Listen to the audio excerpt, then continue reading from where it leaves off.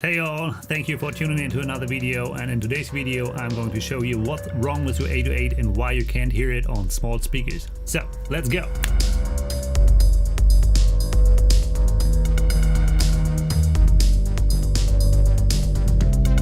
First of all, I'm going to show you what we're working with today. This is just a 4-bar loop, and this altogether sounds like this.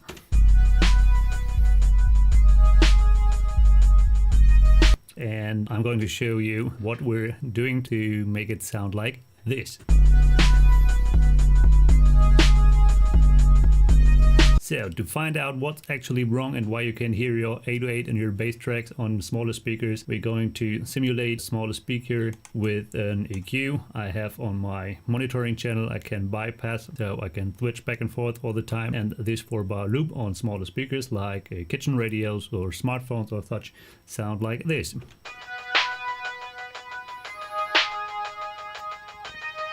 And as you can hear, it's completely out of balance. There's no 808 and no bass anymore. So what's wrong? I'm going to show you. This is my 808. Let's see what it looks like on an EQ. And as you can see, there's a lot of low-end information, but almost nothing in the mid-range. So what can we do to bring the 808 back in the mid-range?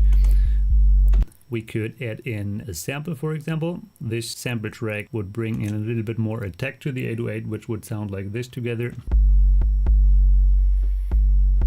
So now we wouldn't have an 808 track in the mid-range.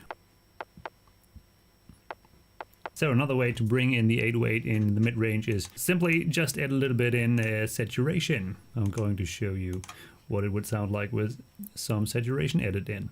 I'm going to activate the mid-range EQ just to find out how much saturation I need to bring in the 808 in the mid-range.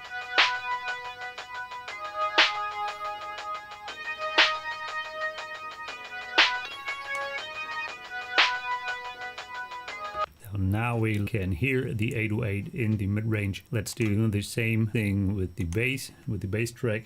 The bass track and solo on the small speakers sound like this.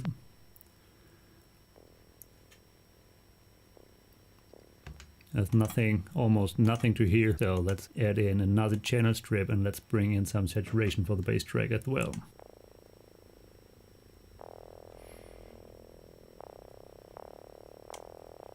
And all together with saturation would sound like this.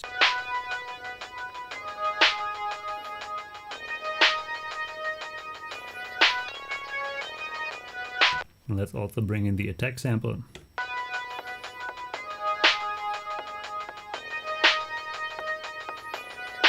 Without the small speaker simulation EQ.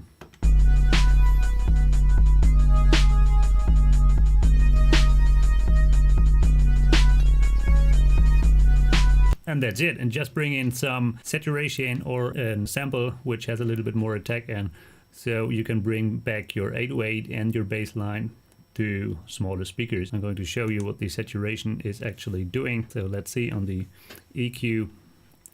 This is the 808 without saturation, looks like this. It's almost nothing above 250 Hertz. Now let's activate saturation and let's look what it looks like now.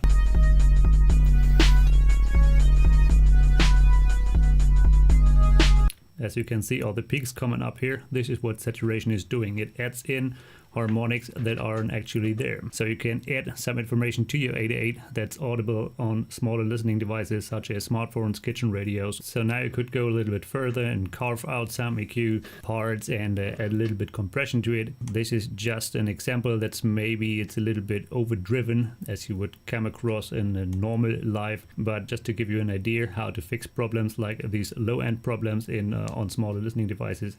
Just bring in a little bit of saturation or samples with a little bit higher attack, with a little bit higher frequency information, so that you can already hear your bass track and your 808 on smaller listening devices. So if there was something in this video, please give it a thumbs up, and if you haven't yet, hit the subscribe button, and see you in the next video. Ciao!